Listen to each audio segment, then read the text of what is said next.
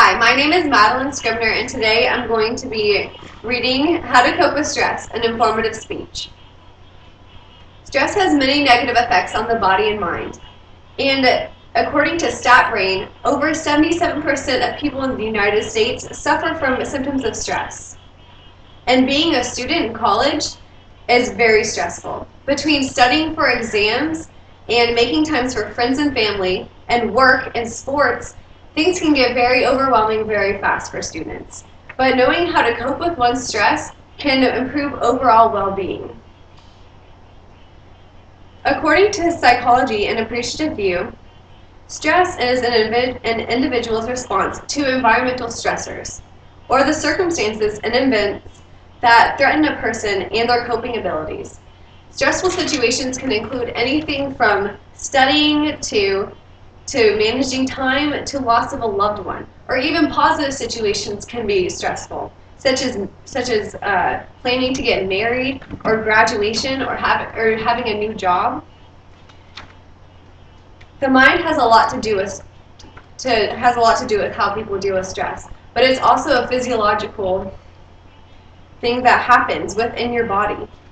The hypothalamic pituitary adrenal axis is a set of interactions among the hypothalamus, pituitary gland, and adrenal glands that control one's reactions to stress.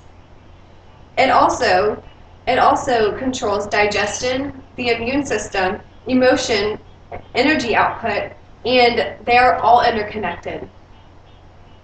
Haynes Feely, the founder of stress research, has come up with a theory that any number of environmental events or stimuli would produce the same stress symptoms, which include loss of appetite, muscular weakness, and decreased interest in the world. He also came up with a syndrome known as General Adaptation Syndrome, or GAS, and it states that the common effects of stress depend on the body's three stages, which are alarm, resistance, and exhaustion. In the first stage, alarm, the body's resistance falls below its normal limits. The body releases hormones that negatively affect how one deals with outside effects, such as diseases or stressors or anything.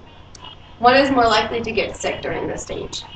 In stage 2, resistance, the body manufactures many different hormones that actually protect the body. They fight against infection, and it increases blood circulation by decreasing inflammation. This is the body's response to coping with stress. It is the way that it helps people actually deal with the stress internally. In the last stage, exhaustion, it occurs when all else fails, whenever resistance cannot replace stress, and the stress persists. The body absolutely breaks down. One may collapse because of just complete exhaustion. They're extremely vulnerable to disease, and they can even have a heart attack that can result in death.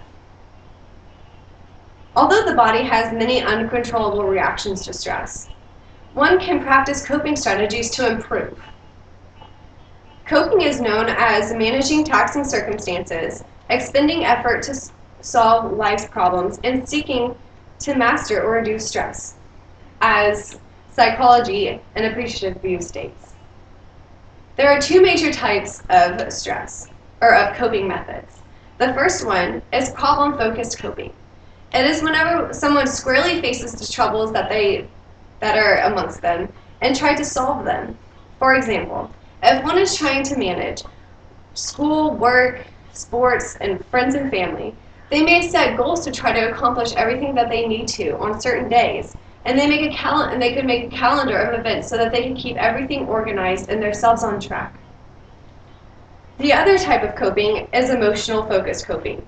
It is responding to stress by trying to manage one's emotions rather than confronting the problem. Both are completely acceptable ways to cope with stress, and even whenever used together, it is the most effective method to cope with stress. I like to manage my stress by staying organized, not overwhelming myself, and making sure that I do everything at the right time so that I don't have a bunch of stuff to do all at once. and making time to relax. And also, exercising, eating right, and getting the right amount of sleep is crucial. Other strategies include having a sense of personal control, which consists of being optimistic. Optimism is defined by the expectancies that good things are likely to occur. Being optimistic engages constructively with potentially threatening information. The psychologist Lisa Aspinwall has found that optimism yields resources that allows individuals to access their problems and face problems in a place of strength rather than in a place of desolation. Also, one can work to have a healthy immune system by eating right, exercising, and getting the right amount of sleep. And also, using personal resources, such as friends and family, to talk about your stress and to help you cope with it can really make a difference in how stress is managed. Using a multitude of strategies to deal with stress is much more effective than just using one.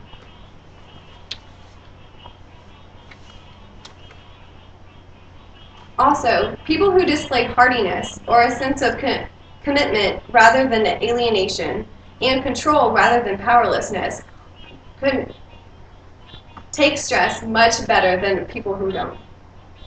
They look at problems as challenges rather than as just problems.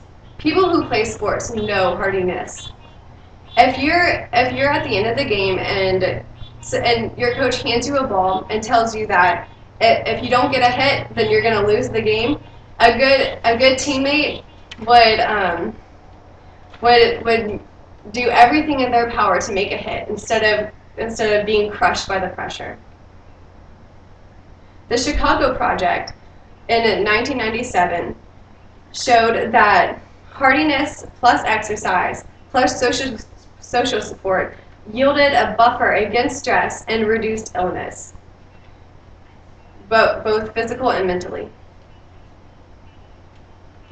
If one cannot deal with stress just by using their own methods, there are many stress management programs that teach you how to manage stress successfully and develop skills for coping and teach you how to put these skills into everyday use. In conclusion, stress has a multitude of negative effects on the mind and the body. But knowing how to handle these stresses promotes a healthier, happier, and longer life. Everyone experiences stress, but not everyone knows how to deal with it efficiently.